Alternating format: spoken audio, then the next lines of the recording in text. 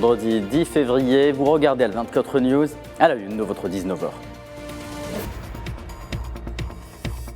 Au 5e jour de la catastrophe qui a frappé la Turquie et la Syrie, le bilan provisoire s'élève à plus de 24 000 morts et quelques 80 000 victimes blessées, alors que les opérations de sauvetage se poursuivent sans relâche.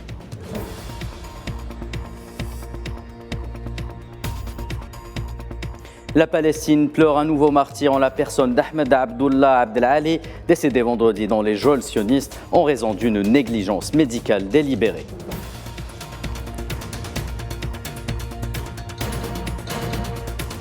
Intensification du pillage des richesses du peuple sahraoui, notamment par le biais de l'accord commercial convenu en 2019 entre le Maroc et l'Union européenne, au moment où la confirmation de l'annulation de ce traité marquerait la fin du financement par l'Europe du projet expansionniste marocain.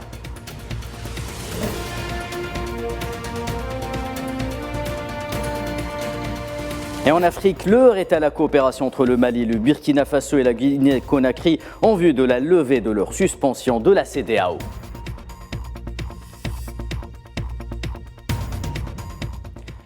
Madame, Monsieur, bonsoir. Au 5e jour de la catastrophe qui a frappé la Turquie et la Syrie, le bilan provisoire relatif au violent séisme survenu lundi dernier ne cesse de s'alourdir. Il a dépassé, à l'heure où je vous parle, la barre des 24 000 victimes et quelques 80 000 blessés. Une course contre la montre s'engage désormais en ce qui concerne les opérations de déblayage et de sauvetage qui se poursuivent un peu partout dans les régions touchées, les zones sinistrées, dans l'espoir de retrouver des rescapés et de les sortir des décombres.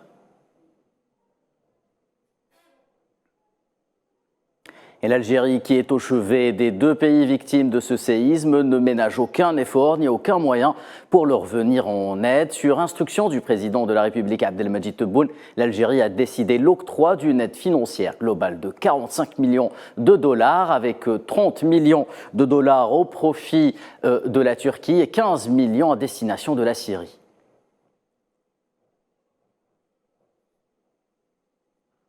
Je vous le disais, parmi les équipes de sauvetage engagées sur le terrain, les effectifs de la protection civile algérienne sont également à pied d'œuvre et continuent de sauver des vies en faisant un excellent travail salué par les autorités locales du pays. Justement, les autorités locales du pays, selon un récent bilan, pas moins de 13 personnes ont été secourues alors que 84 cadavres ont été récupérés depuis le 6 février dernier. En ce qui concerne les opérations, nous avons pour l'heure pu extirper 12 personnes vivantes des décombres. Nous avons un centre de soins pour apporter les premiers secours avant de les évacuer vers les hôpitaux.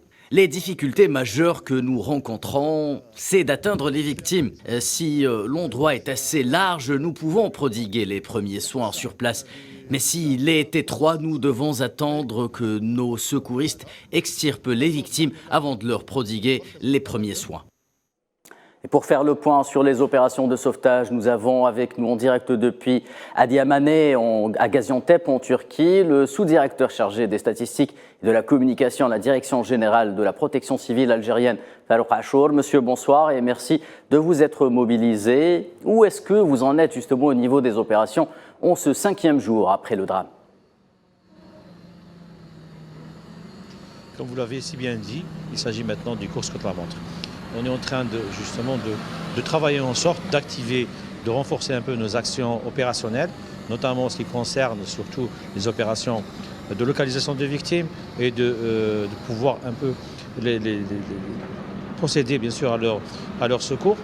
Nous sommes à ce titre, nous avons comme secteur, un secteur extrêmement important qu'on a divisé en sous-secteurs et nos équipes s'atteignent en ce moment, qui sont plus d'une dizaine d'équipes qui sont réparties entre les différentes spécialités pour pouvoir se soutenir mutuellement et pour pouvoir justement sauver le maximum de vies possible.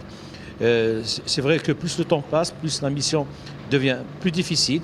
Il faut savoir qu'il y a énormément de contraintes, surtout sachant qu'on a justement des immeubles effondrés, mais tout autour des immeubles qui risquent aussi à tout moment de s'effondrer. Donc il faut stabiliser, il faut travailler bien sûr sur les procédures établies, il faut impérativement respecter les protocoles d'intervention dans ce genre de situation pour d'un côté assurer la sécurité Une efficacité, une efficience des opérations de secours engagées. Et merci Farouk Achour pour tous ces détails et cet éclairage. Je rappelle que vous étiez avec nous en direct de la Turquie et à Gaziantep plus précisément. Et en marge d'une visite sur les lieux du drame à Alep, le président syrien Bachar el-Assad a rencontré les sauveteurs algériens. Il leur a rendu hommage ainsi qu'aux efforts consentis et les moyens déployés par l'Algérie. Je fais partie de la génération qui a été éduquée dans les écoles selon le programme officiel syrien qui nous a enseigné que l'Algérie est le pays du million de martyrs. C'est ce que nous savons sur l'Algérie. On nous a appris que les femmes syriennes vendaient leurs bijoux pour envoyer des aides à l'Algérie. L'Algérie est dans nos cœurs pour ma génération et les générations à venir. La relation entre nos deux pays s'est bâtie sur la base du soutien de la Syrie à l'Algérie durant la guerre de libération et le soutien de l'Algérie durant des décennies aux causes arabes et la cause syrienne en particulier. Cela n'a pas changé depuis. Je ne parle pas seulement de ce tremblement de terre, donc il est naturel que cette relation se distingue de cette belle façon. Nous n'avons pas eu le sentiment que des personnes sont venues d'un pays lointain. Nous avons l'impression que les Algériens sont venus du fin fond de la Syrie pour aider les Syriens. C'est le réel sentiment qui règne et que nous vouons à chaque citoyen algérien à travers cette génération, la génération passée et la prochaine. Et dans ce contexte de crise, l'envoyé spécial des Nations Unies pour la Syrie, Geir Pedersen, a d'ailleurs appelé à ne pas politiser l'aide humanitaire aux Syriens, assurant de tout faire pour qu'il n'y ait aucun obstacle à l'aide vitale nécessaire en Syrie. Les Nations Unies ont d'ailleurs annoncé jeudi l'envoi d'un convoi humanitaire par le poste frontalier de Bab el-Hawa, alors que le programme alimentaire mondial a demandé vendredi 77 millions de dollars pour aider quelques 874 000 personnes touchées par le séisme.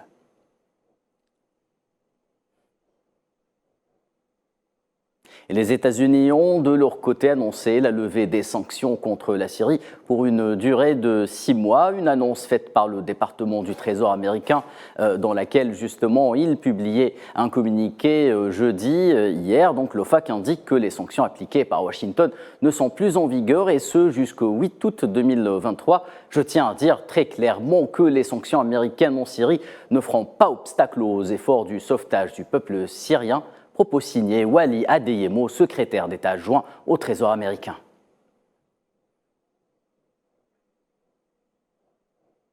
Et nous restons dans la région, mais direction la Palestine à présent, qui pleure un nouveau martyr en la personne d'Ahmed Abdallah Abdelali, âgé de 48 ans et père de 9 enfants, décédé vendredi dans les geôles sionistes en raison d'une négligence médicale délibérée, selon un communiqué de presse publié par la Société des prisonniers palestiniens. Le ministre des Affaires étrangères palestinien a appelé dans un communiqué la Cour internationale de justice et le Conseil des droits de l'homme des Nations Unies à ouvrir une enquête sur la disparition du martyr originaire de la ville de Yatta au sud de la ville d'El Khalil en Cisjordanie occupée. Notez également que le jeune Palestinien Hussein Khaled, 32 ans, succombait à ses blessures après avoir été ciblé par des balles sionistes au nord-ouest d'El-Quds. Palestine toujours, le président du groupe parlementaire d'amitié Algérie-Palestine, Hamza Hamlaoui, a rencontré jeudi à Rome plusieurs députés du Parti démocrate, du Parti démocratique de droite, à leur tête Stefano Vaccari, président de la Commission de l'agriculture, président de la Commission des habitants sahraouis au Parlement italien, Hamlaoui qui a réitéré à cette occasion son appel à protéger le peuple palestinien de la persécution de l'occupation sioniste et ses violations continues des lieux sacrés des musulmans et de sa politique de colonisation. Le Sahara occidental, justement, autre territoire occupé, et un autre peuple qui souffre sous le joug de l'occupation marocaine. C'est le cas également pour ses richesses, objets de spoliation en raison de l'accord commercial conclu en 2019 entre le Royaume et l'Union européenne. Un mécanisme qui a permis d'accélérer le pillage des richesses appartenant au peuple sahraoui par les entreprises européennes. C'est un sujet signé Amin Toutah. La représentation du Front Polisario auprès de l'Union européenne estime que le dernier rapport de la Commission européenne sur la question de l'accord commercial entre l'Union et Rabat apporte le bilan d'une accélération sans précédent du pillage des richesses du Sahara occidental. Selon la partie sahraoui, qui rappelle que la Cour de justice de l'Union européenne avait reconnu le 21 décembre 2016 le statut séparé et distinct du Sahara occidental du Maroc. Jugeant que le seul critère à prendre en compte est le consentement du peuple sahraoui. Un constat juridique appuyé par l'arrêt du 22 septembre 2022 émis par la Cour africaine des droits de l'homme et des peuples qui a jugé que la souveraineté sahraoui constitue un fait acquis et incontestable, tout en dénonçant la politique coloniale sur le territoire du Sahara occidental. Selon le communiqué du Front Polisario, 85% des produits agricoles originaires du Sahara occidental sont exportés vers l'Union européenne et que la confirmation de l'annulation des accords de 2019, qui se joue actuellement devant la Cour de justice, marquerait la fin de ce financement de colonisation. En attendant le statut final sur les accords de 2019 par la Cour de justice européenne, ce chapitre juridique témoigne une fois de plus de la justesse de la cause du Sahara occidental et le droit de son peuple à l'autodétermination, comme le stipulent les résolutions onusiennes et la légitimité internationale. Retour à présent en Algérie avec l'affaire de l'exfiltration d'une ressortissante algérienne. Elle a commencé à révéler son lot de secrets et ses contours se dessinent notamment à la suite de la publication par l'agence de presse algérienne d'une dépêche qui revient sur les termes et les non-dits de cette affaire. Les détails avec Leïla Guertal. La France s'afficherait-elle au grand jour? Si tel est le cas, eh bien, disons que le but est sur le point d'être atteint. Sinon, comment s'explique cette histoire de l'exfiltrée algérienne vers la France, qui n'est ni journaliste, encore moins militante, qui passe de l'Algérie vers la Tunisie et se retrouve en France pour paraître 48 heures après sur les plateaux de télévision françaises sur des chaînes publiques qui lui offrent une tribune pour s'exprimer. C'est en ces termes que s'est interrogé un article sur l'APS dans sa publication d'hier sur cette opération illégale d'exfiltration. C'en est la preuve, dira le texte, que les services français ont sonné la mobilisation générale de leurs éléments dans l'objectif recherché est désormais clair. Si la France, dira l'article, envisage de reproduire en 2023 le scénario de la baie des Cochons, alors elle se trompe complètement d'adresse. Tout le monde sait qu'au niveau du renseignement français, il y a une feuille de route pour mettre à mal la relation algéro-française, une feuille de route exécutée par les Barbouz et les Khabarji et certains responsables au niveau de la DGSE, du Quai d'Orsay et certains franco-algériens ne cachent plus leur amour et leur vénération pour le Mersenne. Il est donc désolant, conclut le texte de l'APS, que ce qui a été construit par les deux présidents, Tebboune et Macron, pour ouvrir une nouvelle page tombe en ruine et la rupture ne semble pas loin. Diplomatie algérienne toujours, et en sa qualité de représentant du président algérien Abdelmadjid Tebboune, le ministre des Affaires étrangères et de la communauté étrangère à l'étranger, Ramtan Lamamra, a pris part ce vendredi par visioconférence à une réunion de haut niveau sur la gouvernance en Afrique organisée sous l'égide du mécanisme africain d'évaluation par les pairs, une réunion qui se tient en prélude au 36e sommet de l'Union africaine prévu à Addis Abeba les 18 et 19 février courants, et qui a été consacré à l'examen des rapports d'évaluation soumis par plusieurs pays africains. Le conseil exécutif de l'UNICEF a adopté à New York à l'unanimité le programme de coopération avec l'Algérie pour la période 2023-2027 qui contribuera au soutien des efforts déployés par l'Algérie pour atteindre les objectifs du développement durable, notamment dans les domaines de l'éducation, du renforcement des capacités, des premiers soins et de la protection sociale. Mon pays accueille avec joie le nouveau document du programme régional pour l'Algérie 2023-2027. Il est également reconnaissant pour l'aide apportée par l'UNICEF, notamment l'équipe concernée par le programme algérien et qui a participé à l'élaboration de ce document qui est le fruit de discussions constructives et d'une collaboration étroite entre les parties prenantes. L'Algérie qui déploie également sa feuille de route économique et son programme en faveur de la diversification de son économie, notamment depuis la publication de la nouvelle loi sur l'investissement. Le directeur général de l'Agence algérienne de promotion des investissements, Omar Kesh, revient sur les derniers chiffres relatifs aux projets enregistrés depuis novembre 2022. Il était l'invité de l'émission Les Pros de l'Écho sur Al24 News. C'est une synthèse signée Iman Merad. Les graines de la relance de l'investissement semées par le gouvernement algérien sur des nouvelles bases purement économiques commencent à germer. Plus de 970 projets enregistrés en 3 mois, c'est le chiffre de ce début d'année 2023 en matière d'investissement en Algérie.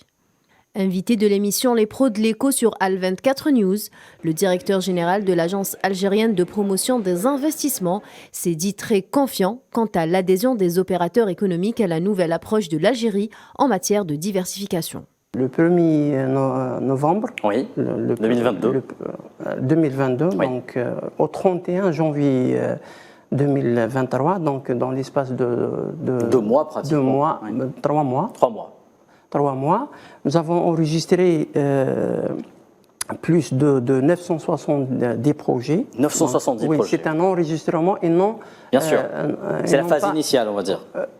Non, c'est l'acte de naissance. C'est l'acte de naissance d'un investissement. Très bien. Ouais. Donc, les investisseurs ont eu leur décision d'enregistrement, même les décisions d'octroi d'avantages, et ils peuvent commencer directement la réalisation de leur projet. Parmi ces projets, plus de 500 sont à mettre au crédit du secteur industriel. En ce qui concerne les investissements étrangers, Omar Kesh a révélé que l'Agence algérienne de promotion des investissements a enregistré 35 projets durant la même période et 45 autres en attente d'une décision finale d'enregistrement. Nous avons enregistré 35 projets. Oui. Parmi des projets, nous avons 11 EDIE. Nous avons 11 investissements directs étrangers. Et aussi 15 projets d'investissement en partenariat. Les nationalités peut-être de ces idées? Nous avons plusieurs nationalités, des Chinois, des Turcs, des Syriens, des Égyptiens, Dominicains, des Saoudiens, des Tunisiens, des Indiens. Nous avons aussi des Émiratis, des Américains aussi. Grâce aux dispositions encourageantes de la nouvelle loi sur l'investissement, l'engouement économique étranger vis-à-vis du marché algérien laisse présager d'un retour en force des investisseurs traditionnels, mais également ceux dont l'attractivité affichée par l'environnement des affaires actuelles ne laisse plus indifférents. Des chiffres aussi rassurants, très bien, qui témoignent de cet engouement que vous avez de cet engouement, et aussi qui témoigne l'adhésion des opérateurs économiques dans cette démarche. Donc c'est une confiance qui s'installe dans l'environnement de l'investissement, donc aussi qui impacte aussi les idiots. Le nouvel arsenal juridique du secteur de l'investissement en Algérie devrait se renforcer prochainement par un nouveau cadre législatif régissant le foncier industriel pour un décollage effectif en 2023.